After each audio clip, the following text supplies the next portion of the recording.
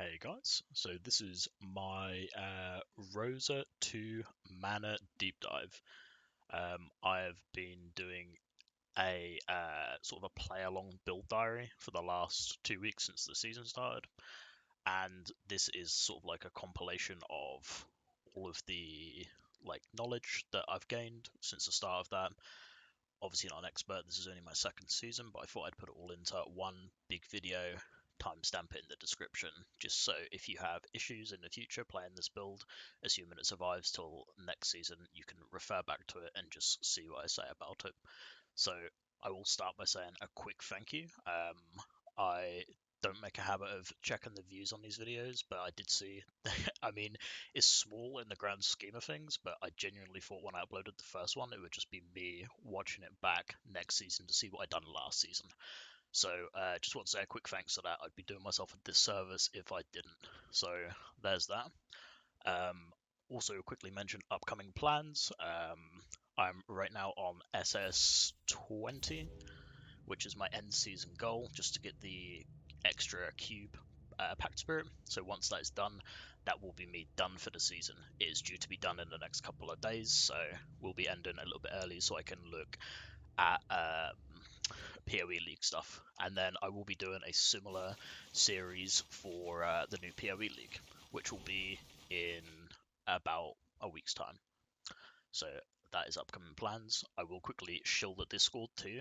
The Discord, which I will link in the description, has a lot of well, not a lot of people in there. It's got active people in there who are playing the build, and we will help you with your build if you're having issues. Even though, you know, I'm stopping in a few days, a lot of the other guys have stopped, then it doesn't really matter. You can jump in there and I'll still help with troubleshooting issues you have with the build going forward. So I think the best thing to do is just to get into it. Got quite a lot to go through. First thing I will mention, flexibility with the build. You do not need to copy 100% of the mods on my build in these slots, right? I've got a lot of different things as I tried them out and I sort of jerry-meandered. I think that's the word, jerry-meandering. I've sort of like wedged it in there and tried different things, and this is just what I've ended up with. I'm just using this to. This character's not perfect by any means, but I'm just using this to get to my goal of SS20. So as long as it's good enough for that, that's fine by me. If you're familiar with the concept of simming your character in World of Warcraft, then it's sort of a similar thing to that, because no one upgrade will give each character the same amount, as there's different mana caps, there's different consume breakpoints, your attack speed has a lot to do with it. So really the best thing to do is can give you a general idea of what to go for next, but you just need to test out for yourself if there's like a choice between two things. So that is flexibility. You can change about, like, you can have resistances on head, for example. You can change some of these ultimate mods as long as you've got 100% damage taken from mana before life. That is like the main thing. Obviously you want all the flat mana everywhere, but you can move about like double damage between rings and weapon. You can put like shadow on the weapon. You can use a claw. You know, you can change things about. You don't have to be 100%. The other thing is I skipped like expensive priceless mods too this season, just because I knew PoE 1 would be coming out. So you just play about with it. You can cut some corners. I'll cover later on like budget options, but yeah, that is flexibility. Common pitfalls. So common pitfalls would be like an early swap. So I'll make this clear. You need everything on this mana swap checklist here. This was taken from the Heroic Guide. You need every single thing, right? You also need all of this gear before you swap. Phantom is technically optional, but obviously best in slot. I will go through them now. So you need 100% damage taken as mana. You have to have 100%. You have to have at least 100%, because if not, you just have no defense. Okay, so you get that from 20% from your mana main talent, which is this one. So it's under Arcanist, and it is just called mana. So you get 20% there. You get 25% from Cleanse Filth, which is a hero trait, which is here. 25% of damage taken from mana before life. You get 8% from the Arcanist, from the legendary medium talent at the end of the Arcanist tree. You get 8% here, and that puts you on 53%. So you need 47% elsewhere on your gear. So you can get this on helmet, chest, and boots on actual gear, and then you can get it on slates. So you can get it here on slates, you can get it on corners, and I think you can get it on Fallen Starlight as well.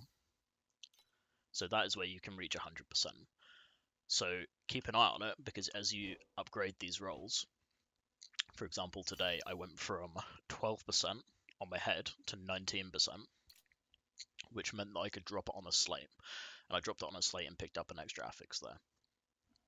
So that is first thing on the list. You need that on gear before you swap. This is all before you swap as well. This is when you're wearing your first build's gear. You need this in your inventory before you swap. Okay, so you need that. You need a 4% slate. So again, I'm going to go into talents, statue. It is this mod. Consumes 4% of current mana when casting main skills. This is how we scale nearly all of our damage, so I will go into that later on, but you need that on a slate. You need Tyrant's Iron Fist, so these are the gloves, and you ideally want these with the crit corrode, because that increases our scaling a lot. You don't need the crit corrode when you start, but I would make it a priority to get it kind of as soon as possible. You need Glacier Caster Shield, which is the shield, the unique shield. You don't need a corrode on it at the start, but anything you get is just a benefit. You need Compensatory Life, which is the unique belt here. You don't need the blend on it at the start. You can go for a cheap blend. I think the +1 attack skills one was 40 FE, so you can go for that. You don't need any corrode on it when you start, but you do need the belt. You need tier 2 flat mana on helm, chest, boots, and rings. So that is just the mods. You need tier 2% mana on rings. You need fates. So you need to get impacts. If I go to pact page, you need to get these fates. You need to get 9 micros, and you need to get 4 mediums, and that adds a lot of mana percent early on. So I've been replacing them late, but early on you need these because mana is king early on. I'll go into like mana breakpoints and ideal amount of mana later on, but you really want these early on. You want all of them. A mana hero memory, so you can swap with just one ideal hero memory, but you want this one in the middle, the number 2 one, which is mana. Ideally you want it on a ultimate base, a red base, and you want like damage, attack speed, like something like that. Crit strike rating you probably don't want. I've got it on mine, but that was a corner I chose to cut early on. Ideal would be like a max roll attack speed. I think it goes up to 16%, but they're quite expensive. But that would be like ideal. So you need that. You need attack speed on your gear, including your weapon. You need like ideally tier 1. I mean, if you're early on, you're probably not going to have it, but like tier 0, tier 1 attack speed and gear attack speed on the weapon. So there's that. You need your dex or strength to be equal. So you need them to be exactly the same number. They can both be 0, and one of them can be minus as long as the other one is 0. So minus numbers on these stats count as 0, apparently. That's what I've been told. The reason you want that is because of Ronin, you have this. When Dexterity is no less than Strength, 20% additional attack speed, and 25% additional attack damage when Strength is no less than Dexterity. So on trade-off, when you have both equal, you get both sides of it. So that is why you want no Strength or mana basically anywhere. You want it to be exactly equal. Mana passives assigned correctly. I made a mistake here. Make sure you have all of these skill points assigned correctly. There is some movement in this. I've seen some people go different talent trees. I'm not going to cover that because I haven't tested it, so I'm not going to make any comments on it, but there are different setups you can use that I've seen. So bear in mind, you can look at some people on ladder and they'll be like playing different things, and just test it out and see what you prefer. The mana main, and you don't take mind focus, so that is for the 20% damage taken as mana. Mind focus, I think, scales flat from focus blessings, but it only gives you a small amount of flat, and the focus blessings give you additional because you scale from spell damage too. So that is why you don't take mind focus, you take mana. Mana also gives 12% additional mana, so it's extremely good. It's the best one in that lineup of keystones, I would say. And then I've also added here an inverse image, copy and consume. So this was some tech that came out during the league. Was a little bit late to the party with it, but it was completely game changing. So I put an inverse image here, and I copy this legendary medium talent which consumes mana, and you get it again here. And this tripled my DPS personally, but it also tripled the DPS of. It's very common that people would just say it tripled my DPS. So yeah, it's extremely important, especially early when your consume rate isn't capped for your uniques. So I would say you need an inverse image. A cheap one will do. I believe it's an integer, so as long as the legendary effect is higher than -25, then you should be good. It should still be 3%. Yeah, so that is that added as well. Gear checklist is stuff I would have before the swap too. So the Phantom you don't need a weapon amplification Phantom at the start. It is obviously best in slot. You can get away with any other cheap one. The best one would be elemental resistance if you can't afford the weapon amplification one. I used a spell amplification one. You do have spell amplification on your belt here, so you don't want to keep spell amp on the Phantom.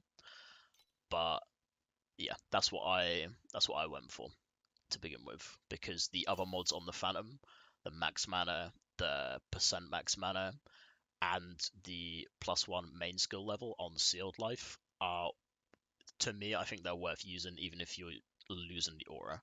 But obviously you want the weapon amplification aura eventually, and that is quite a sizable upgrade. So definitely worth saving up for that when you can. But when you swap, you don't need it. You can get into the billions of damage without it. So, I chose not to go for it.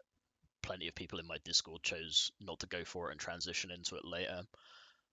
There's other budget options I'll cover in a minute as well. So this is everything you need before you swap. So make sure you have all of this before you swap. I've had people come to me and say they've swapped, and they swapped with like half this gear. Build just doesn't work. You've wasted currency swapping and swapping back, and at worst you've sold your old gear and now you can't farm more currency, right? So make sure you have every single item on this checklist, and at least most of the items on this gear checklist. The more corners that you cut, the worse the build's going to be, because Torchlight as a game, every upgrade that you get, even small upgrades, increase your damage by a lot or increase your tankiness by a lot.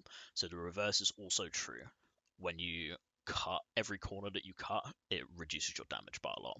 So try not to cut too many corners. Make sure you have at least all of this. and yeah, you'll be on your way to starting at least.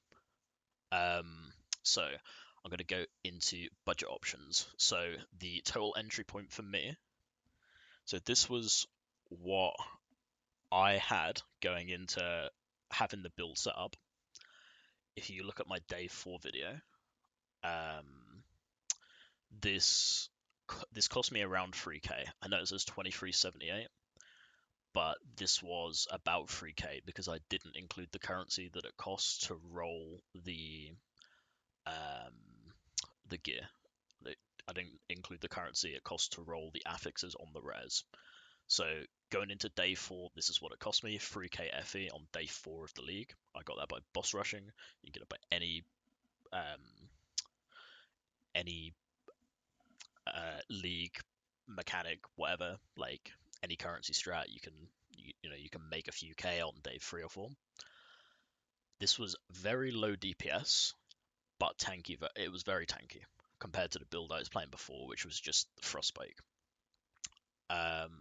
Keep your old gear until you know you've got all the items for swapping 2 mana, because I guarantee you there'll be something that you missed, and it could be a big thing, and you might not be able to afford it. So keep all of your gear for your previous build until you know this build works.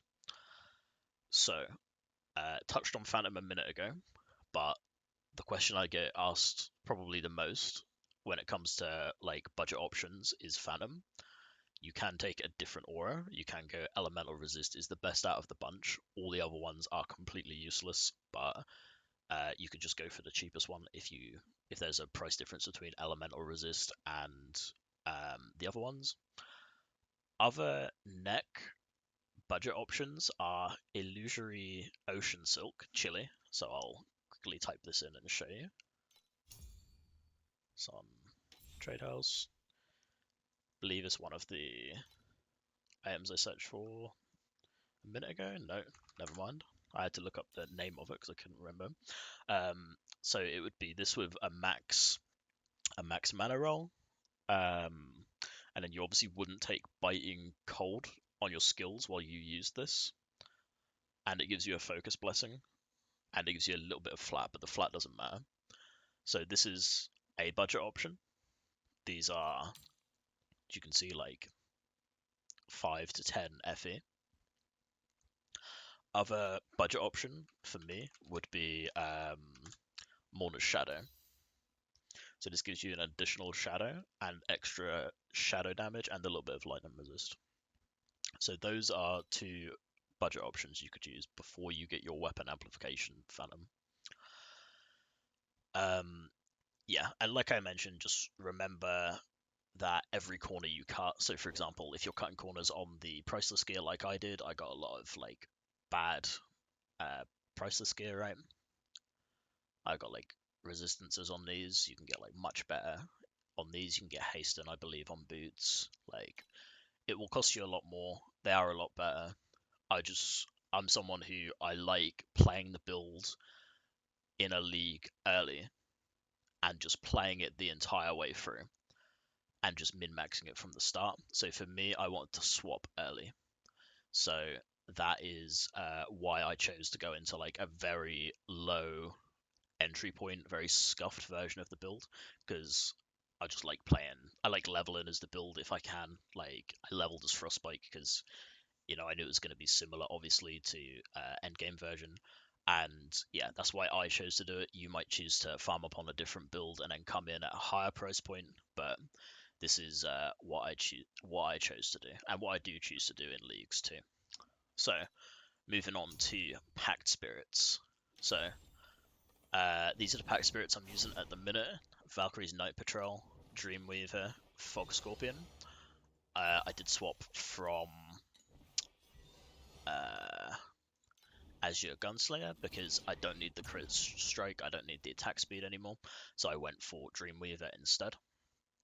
So I think the best ones for this build are Valk's Night Patrol, Fog Scorpion, and I do believe I don't have one, but if I scroll down, I'll be able to find her. A Red Umbrella. So I believe Red Umbrella is the best third one, and it's because it saves you a affix on your slates, and it gives you the additional attack damage. And she's very good for like many other builds too, so it's another great option.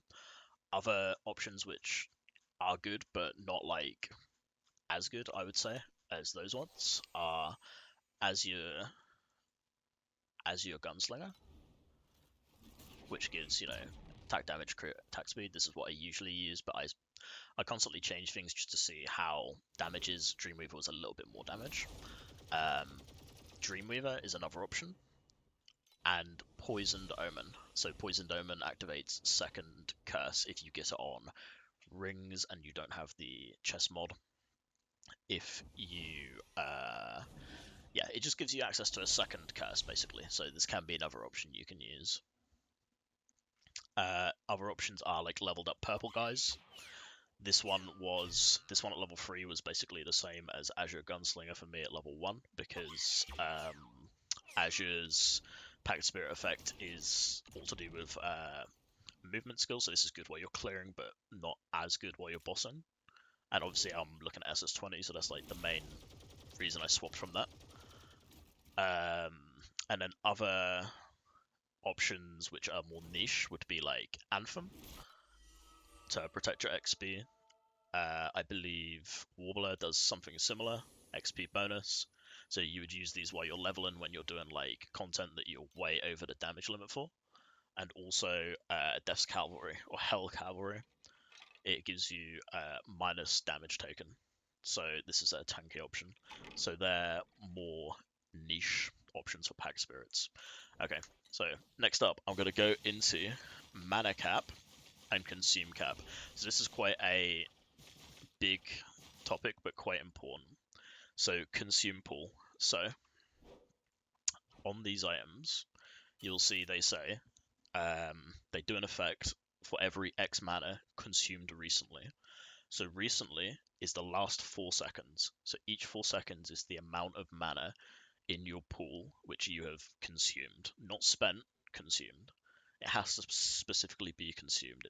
It doesn't matter about like how much you've spent on skills or whatever, how much damage you've taken, and it's been taken off your mana. It's specifically consume. That dictates the amount of stacks on your shield, gloves, and belt.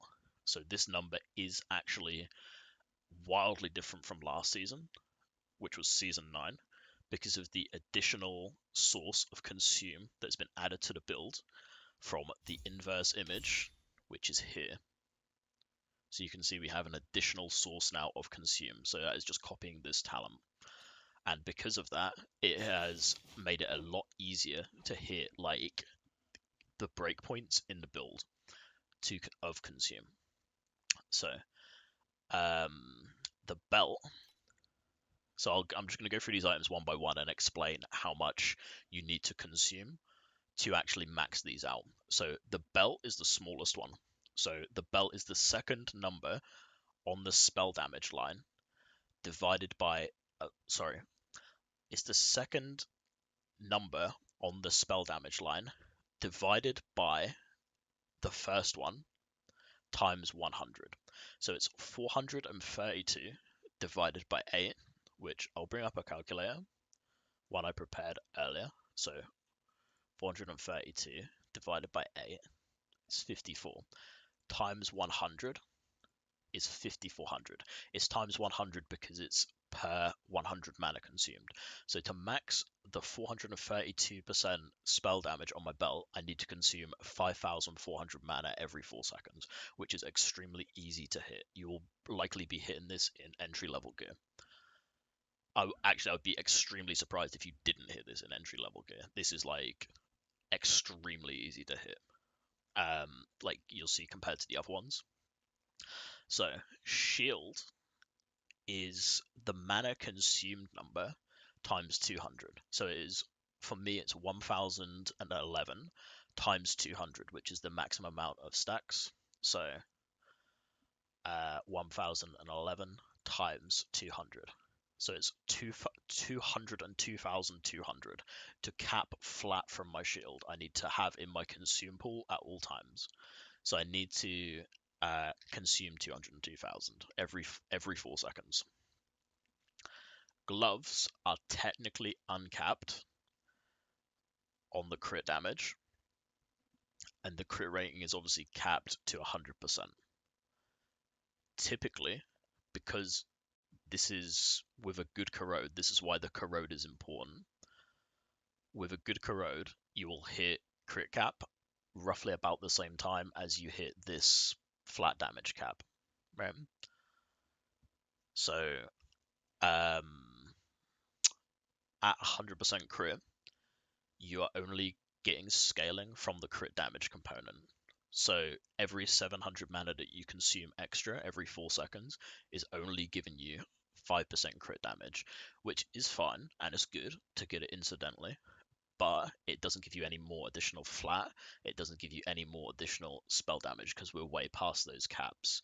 So that is the reason why I think that there is quite large diminishing returns on mana, which we weren't seeing last season, but we are seeing this season because of the additional source of consume that's been added to the build. So you can use the calculator on the spreadsheet. So you just go file, make a copy of this. If you want to use any of the calculators, you just do that. And in these blue slots, this is what you do to find out the amount of stacks you have. So this is taken straight from Heroic, this calculator. I'm just going to go to info. I'm going to go to damage. I scroll down to attack, crit strike damage. The base is 150. And you can see here I'm hitting 2876, 2896. We'll go 2896. So I put 2896 here. Let me just move away from the dummy so this isn't deafening me. And then 707 is our consume rate. So 707 is our consume rate, and you can see that we're consuming 388,000 mana per 4 seconds. So this is our consume pool, and that's how we worked it out, right? So the difference between the two of these is 2,746 between these two numbers, because it's the base taken from what we're actually hitting, and then it's this divided by 5 because of the it's 5% crit damage per stack, right? So this is the amount of stacks that we have, and then this is our consume rate. So we can work out how much we're consuming every 4 seconds because of this, right? So we have 549 stacks, and we've got 1 stack every 707 mana, so that's why that is that times that. I've just covered consume. From here I'll talk about mana breakpoints. So on your hero trait, on Utmost Devotion, which is here, I'll cover Cleanse Filth first. Cleanse Filth, for every 1,000 max mana you have, you get 4% additional elemental damage, and this goes up to 80%. So that is 20 stacks. So it's 20,000 max mana is the cap on Cleanse Filth. And in Utmost Devotion is every 1,000 max mana you have is 10% max mercury points up to 300,000. So that is 30.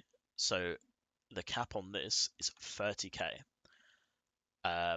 Past 20k, you're not scaling Cleanse Filth. You are still getting some from Utmost Devotion, but you're starting to see diminishing returns, right? Because past that 20k mark, you're only really seeing crit strike damage on the gloves and this little bit of scaling at the bottom of Utmost Devotion from Mercury stacks. So I believe there is a sweet spot of around 22 to 23k, and this is because you're capped on consuming everywhere at this point. other than the soft capped gloves and utmost devotion. You're capped on cleanse filth, and you're miles away from actually capping utmost, right? So to get that extra 7k mana, you would have to do a lot of min-maxing on the build, or you would have to lose a lot of ways of scaling damage in other places. So that's why I think about 23k is the sweet spot for most builds. The theoretical hard cap is 30k, and past that you're barely seeing any return. So that is mana, and that is why I believe that there's essentially a soft cap. So I'm going to go into hero memory mods. So ideally you want max mana attack speed on all of them when you're scaling damage, and then you can look at replacing these with attack block chance, spell block chance when you're looking at becoming tankier. On the actual bases, you want the highest attack speed you can afford and a good second mod. So I cheaped out on a lot of these because it was earlier that I brought them, but you want attack speed, damage. You don't really want the crit strike rating, which I have here, because you get capped on crit from just gloves. And then I went for crit strike damage here. But yeah, like you want flat damage, spell damage, stuff like that. So you can go spell damage because your Rosa 2. A lot of people don't see this because you have to scroll down, but at the very bottom of the first hero trait, bonuses and additional bonus to spell damage also apply to attack damage. So that is why you can take spell damage and still be fine on these. Okay, now I'm gonna go over bases. So I cheaped out on a lot of these bases. Don't copy these exact bases. When I'm talking about bases, I'm talking about the base affix. You can get I think you can get sealed mana compensation on chest. You can get aura effect, stuff like that. Shop around. I did get a decent one on helm, which was elemental penetration. But early on, when I was swapping to the builds, I cheaped out because I just wanted to get the build online as soon as possible. Knew I wasn't playing the full league, so min-maxing wasn't important. And yeah, that's the reason why. As for armor versus evasion versus energy shield, you really want armor because it actually makes you tankier. You can get away with evasion, I suppose, because theoretically it makes you tankier. You really want to avoid energy shield bases because we use no loose ends and your max energy shield's fixed at 0, and you'll get no benefit from your base that you've spent a lot on. And also, our health pool is our mana. The energy shield doesn't really matter. So, as for, I get asked quite a lot about Dagger versus Claw. So there's no real difference between Dagger versus Claw. The only difference, I think, is it's easier to cap attacks per second with Claws because they have a higher gear attack speed roll, but they also have a minus additional damage mod attached to that gear attack speed roll. So that is the difference between those two. Good base affixes, like I said, are just nice.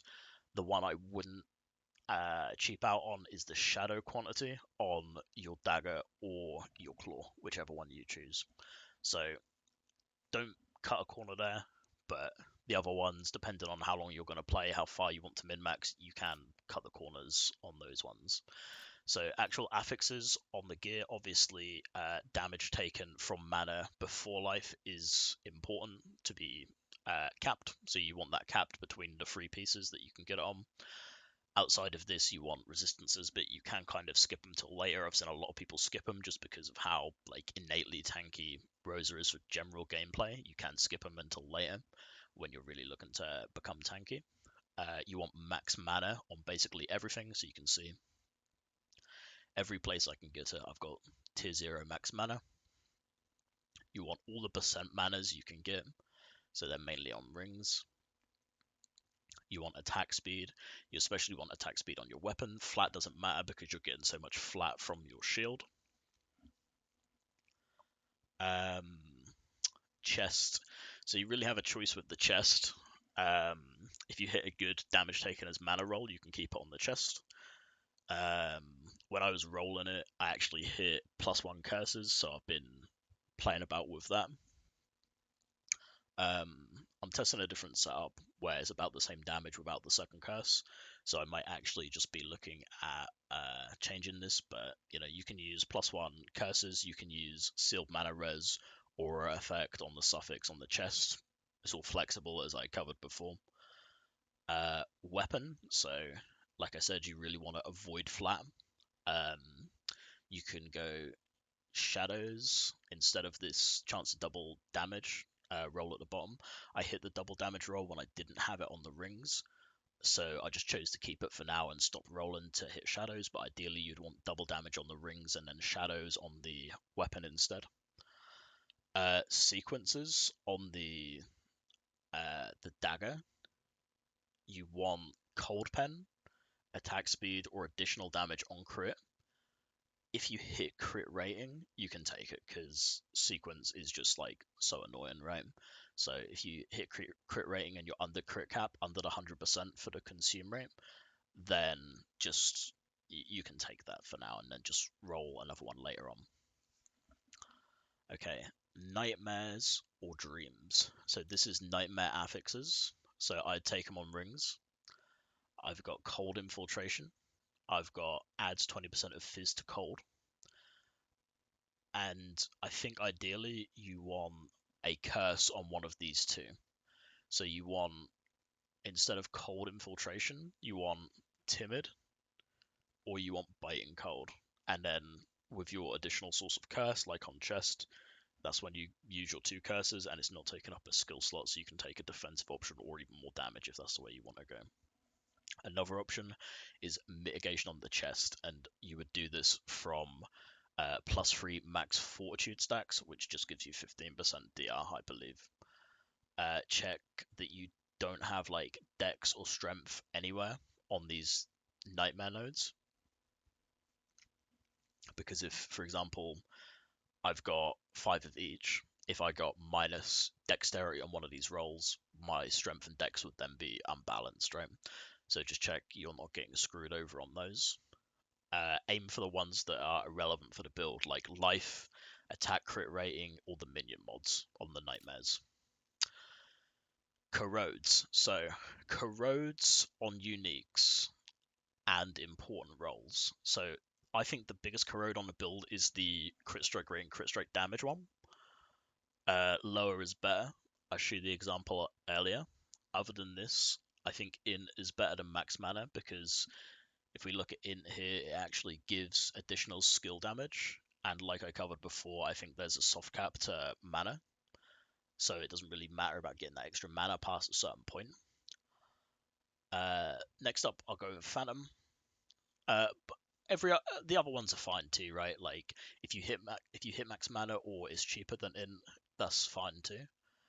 Phantom. So Phantom, you want weapon amp, and you want 15% life sealed at full mana, uncorroded.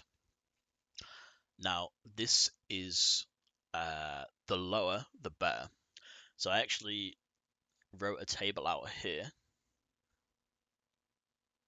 on the spreadsheet. So you can see this is the max skill level you get, and this is the health you need, reserved, and this is the number on the neck, right? So 15%, this is uncorroded here. 15%, which is the lowest roll, can give you +6 to the skill level of your main skill. Okay, and then 16% can give you max +5, 17% can give you max +4. And this is the amount of life you need reserved to get that. 14 and 13% are the same. 12% you can go to +8, and if you hit 11% and you can get 99% of your life reserved, you can hit +9. So you just double check, don't eyeball it, you just double check and you go to skill. And you go here and you make sure this is under the breakpoint. My breakpoint, because I have 15% as the roll on my neck, is 90%. So as long as I have less than 10% life unsealed, I'm hitting that breakpoint of +6. So Phantom corrodes, ideally, sort of conversely to what I've said about mana not being great past a certain point, is probably ideal to hit number one, the life sealed, because you get more main skill levels, which is great. And then you also probably do want one of these manas to get hit by the corrode. The reason for this is because like that bottom max mana roll can go up to 90%, and that just means that you could keep it there and you could get the extra damage scaling from the crit strike damage on the gloves and from utmost devotion, or you could cut it elsewhere and like you could cut fates and go into block chance like I've done to try and get a little bit more tanky. You could, it's flexible, like you can cut it elsewhere and you can pick up other things, basically, is what I think anyway. Right, compensatory life. I chose not to go for max mana because it was extremely expensive. It was 7k for the spell damage plus the max mana roll. So I actually chose to go for spell amp and spell damage, and then buy no loose ends for an extra 2k. So I think you want spell damage, and I think you want spell amp if you can't afford spell damage and max mana. Next up is the Glacier Caster Shield. So you want Fizz, and you want this to be as close to a max roll as possible. The max roll on that is 23 to 28. On top of that, you want the lowest amount of mana consumed recently possible. And then ideal endgame, you would use that plus sealed mana compensation, and that would allow you to fit in more auras as long as you make sure you're at the breakpoint for your phantoms. So I'm gonna go into inverse image. Inverse image is a new prism that was added this league, and I think the best spot for it is right here, and it reflects this part of the talent tree over to the opposite side, and it duplicates it, and it increases the node strength, right? So we get more mana here, we get intelligence, we get a mana per intelligence, and then we also get more consume. So this was completely crazy, especially earlier for the build, as we were under the consume cap. So that was super nice to get an extra source of consume. You don't need to put any points where you're putting the inverse image, so save your points and just slot it in. I haven't fully tested it, but I believe it's an integer, so you would need to go to 26% reduced on legendary to take it down to 2 or 3%. So that is why earlier on I went for a max minus 25% one. You want the highest micro you can afford. I went for 171%. I think this was like 800 FE. And that is because it is giving us way more mana here, more intelligence here. The medium didn't really matter. The reason I went for this with the minus talent node effect over this is because of the phantom breakpoints, as I mentioned earlier. If I would have went for this, it would have saved me too much life, and I would have been under the 90% needed. Fates and kismets, so I'll quickly go over them too. So in pack page, you want mana on everything early. I began to trim mana and look for attack and spell block, and it didn't really affect my damage, but it's making me tankier as I look towards SS20. As for kismets, I haven't tested them. I'm not going to go that deep into them. There are a lot of good kismets, and it's just hard to list them all. So I'll maybe go through it for next season, but they're typically like endgame min-maxing. So that's those.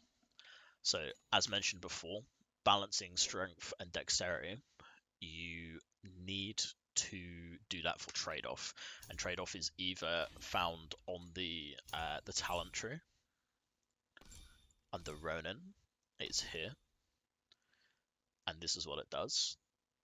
Or it can be found on a Pedigree of the gods.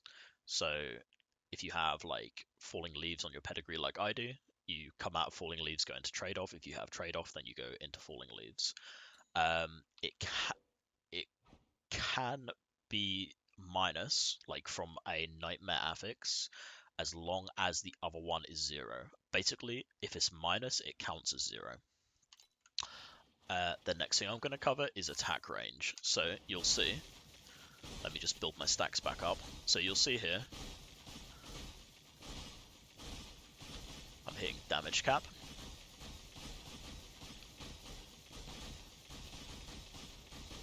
Eventually. There we go. So you can see I'm hitting damage cap here. And if I stand over here, it still looks like I'm hitting the dummy, but my damage is actually falling, as you can see there. It's actually dipping like much lower, doing like 2/3 of the damage that I would be doing.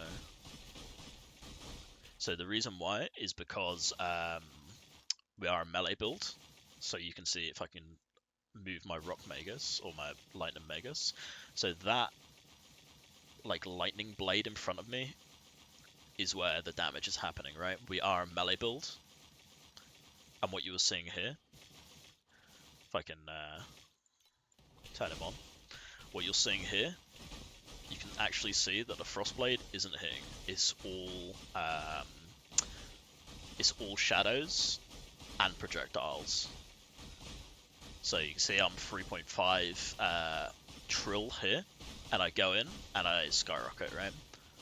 So attack range, it's important that you remember that we are a melee build. I know, like, it seems crazy when you clear and you're not like hitting anything with melee, but for bosses you really want like melee uptime, so that's attack range. Pedigrees I've got listed on the sheet. This was shamelessly stolen from Hero Wick, I think, but these are all like the good pedigree talents you want.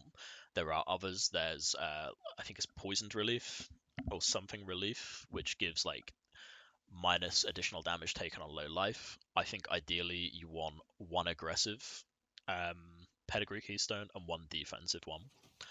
As for you can, as for like other mods on the pedigree, it's just take whatever is good, right, and whatever you can afford. So like mana's fine, attack speed, stuff like that. Any other good stats, right? Just avoid strength and dex. As for other slates, you want like mana, attack speed, legendary mods, the max one per divinity ones. I'll quickly show you mine. Ignore this at the bottom. I was just rolling this because I had it as mana, so I was just rolling it to see what I got. Like, you don't want this, but you want like attack speed, max mana. You obviously want consume on one of your slates. You want to finish off your damage taken from mana on these. Shadow Quant is good. Paralyze. I've got attack speed per 1% life loss. This is like nearly capped. Attack speed. This is probably the best mod, especially early. Attack speed when at full mana and max mana. And then I've got blessings here. And then as I'm starting to go tanky, I've got like fortitude and additional attack speed that cap my APS. So that is slate choices and corners. A list here along with pacts, but if there's any they're fairly straightforward, right? As long as you've got consume, and then you can just get all the other nice stuff later on. You just want like early on you want max mana, attack speed, and then you can start trimming a little bit of that as you get capped from other sources, and then you can go into like keystones and stuff like that. Defenses. So I'll quickly go over defenses because it's what I'm actually looking at right now. Hardened, which was the skill link on your main skill that you used to use, was actually cut in this patch if you missed it in the patch notes. So that is a source of tankiness that we just don't have access to anymore. A good place to get tenacity and fortitude is on slates. So that's another source of tankiness. You can get a head mod. You can, if I show you, I think it's a suffix.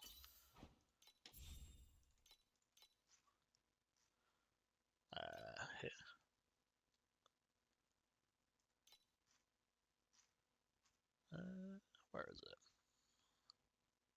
Yeah, here. Minus additional damage dealt by nearby enemies. So this is where you can get an extra layer of defense. You can get like various slate mods that give you like minus percent additional damage taken, stuff like that. Plus fortitude stacks. There's loads of different like various slate mods. You can get like attack and block. Attack and block is a very accessible defensive layer. So you want that from like hero memories when you don't need the attack speed and the mana isn't like super good.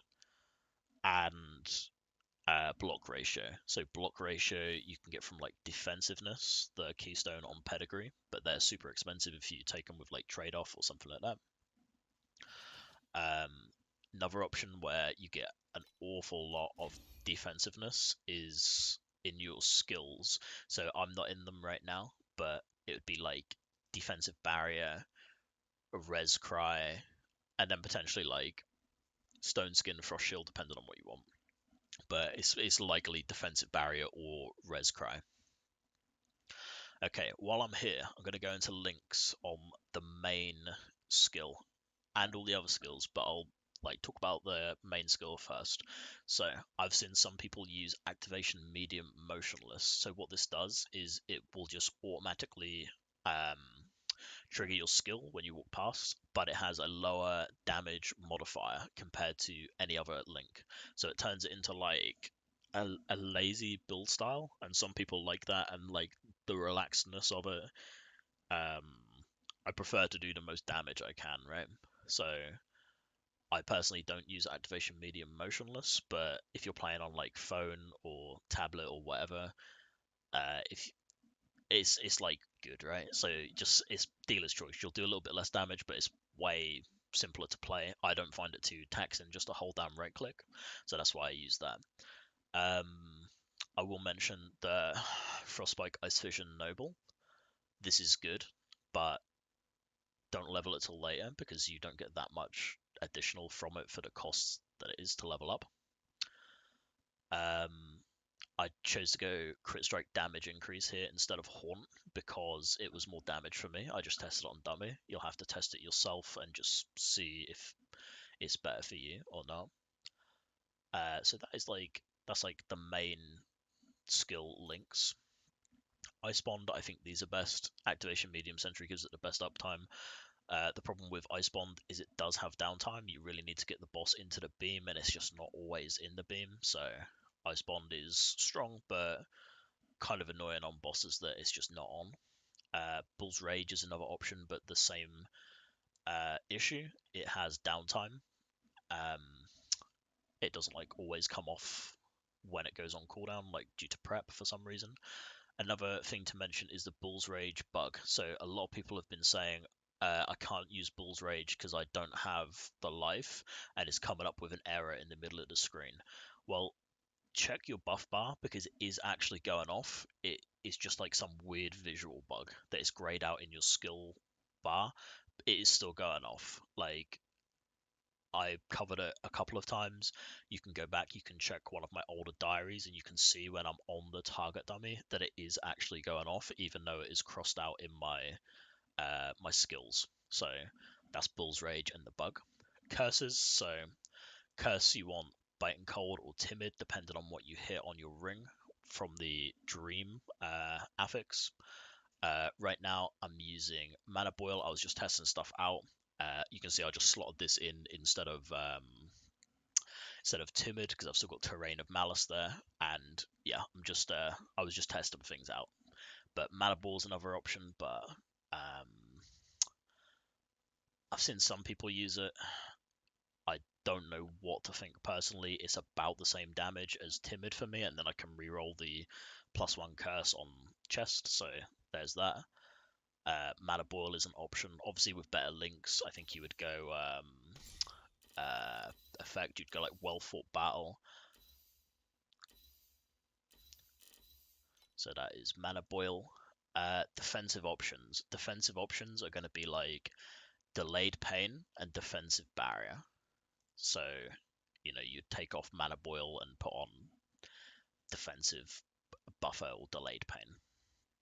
As for auras, Frigid Domain is probably the best aura, and the reason for that is because precise selfless and precise concentrated and precise selfish, which I don't have at a minute, you don't have the downside because Frigid Domain is on the enemy. It's on the boss or the mob, right? So you don't actually have this minus additional aura effect received. So this is on you, but it doesn't matter because Frigid Domain isn't on you.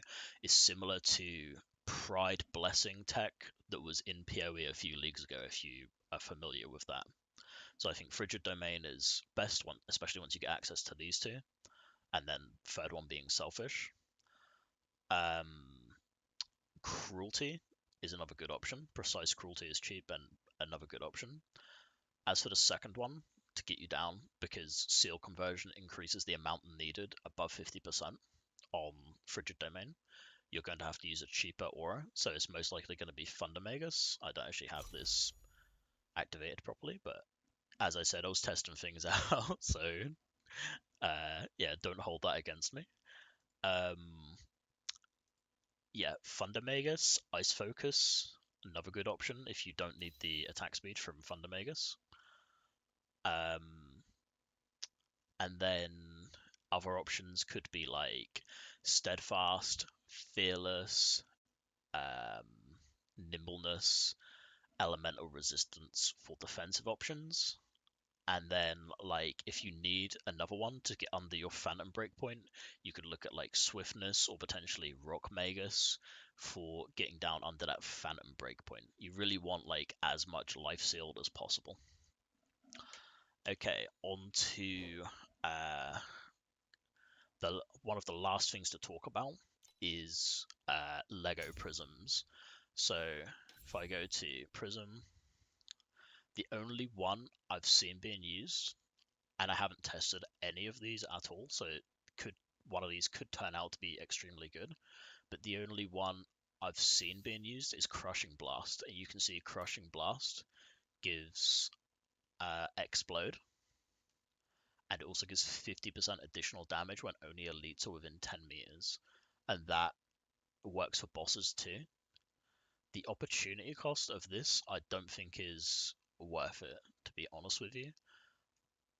On its own, you need to have it quite well rolled.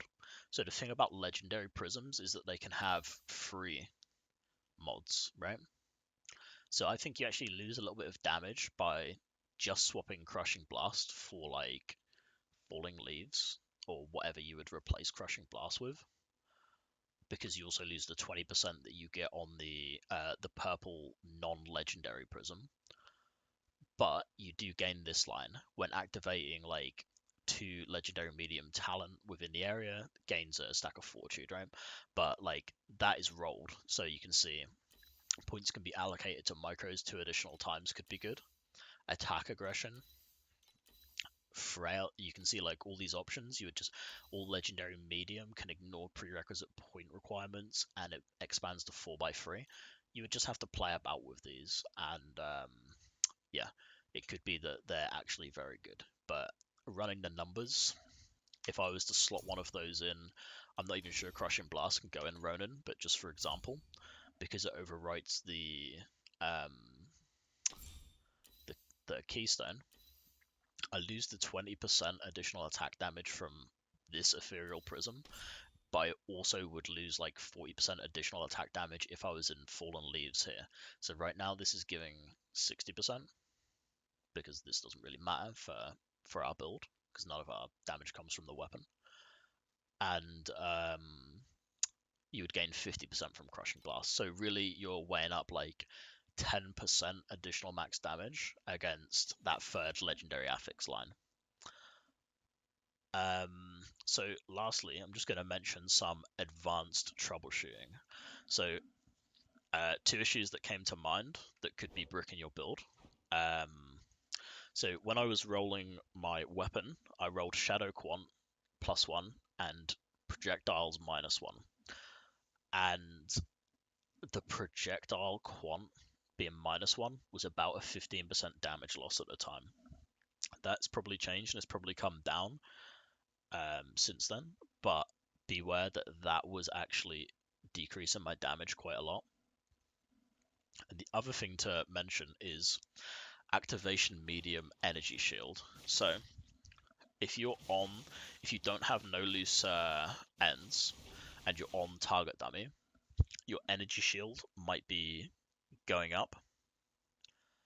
And if you read activation medium energy shield, it attempts to trigger the supported skill when your energy shield is lower than this threshold. So because your energy shield's staying up, because you're not just in a map, you're just hitting the target dummy, it will never be activating this. So that was something that came up that I troubleshooted and figured out what was wrong with like someone's spells not proccing essentially. So look out for that. It's also the same for other like activation mediums. You might have it on like an activation medium that isn't triggering on the dummy. So just make sure that if you are using an activation medium that is actually triggering and you can see it actually proccing in like your buff bar. Okay, so that is two like advanced troubleshooting issues. If there's anything in here that I didn't cover or anything that is incorrect, especially about consume rate, which I'm a bit like concerned might not be exactly correct, and more information comes out or you know something that I don't, then feel free to chuck a comment under this vid or jump in my Discord and correct me, and I will issue a correction in the description of this.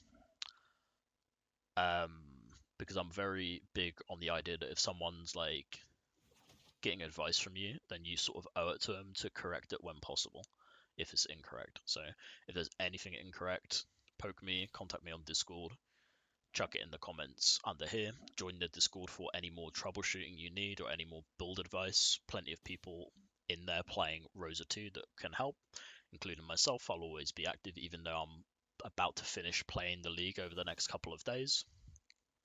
And yeah, if you got this far, thank you for watching, and see you soon for some PoE videos.